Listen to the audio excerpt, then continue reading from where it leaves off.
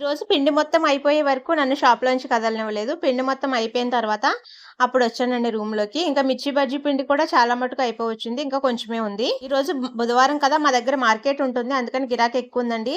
నేనింకా ఏస్తూనే ఉన్నాను. మా ఆయన ఇంకా మా బాబు ఇద్దరు కూడా అమ్ముతున్నారండి. ఇంకా అందుకని ఇంక నేను లోపలికైతే వెళ్ళలేదు. ఎప్పుడైతే నేను 6:30 వరకైతే ఉంటాను. తర్వాత మా బాబు, మా ఆయన ఇద్దరు చూసుకుంటారండి. తర్వాత నేను ఇంట్లోకొచ్చేసి పొద్దుటకు కావాల్సిన పనులన్నీ కూడా చేసుకుంటాను కదా! అంతకుముందు చాలా వీడియోస్‌లో కూడా చెప్పానండి. ఇంట్లోకొచ్చేసిన తర్వాత ఇడ్లీ పిండి అవి రుబ్బుకోవడం, మిర్చీలవన్నీ చేసుకోవడం అవన్నీ చేసుకుంటానండి. కానీ ఈరోజైతే షాప్‌లోనే 7 అయిపోయింది. కొలతల పిండి మొత్తం అంతా అయిపోయిన తర్వాత నేను ఇంకా ఆలు బజ్జీ కూడా వేస్తున్నానండి. ఆలు బజ్జీ కూడా వేసినయి అయిపోయినియి. రోజు నేను 6:30కెళ్ళి పని మొదలు పెడితేనే నాకు పనంతా అయ్యేసరికి 9:30, 10 అవుతది.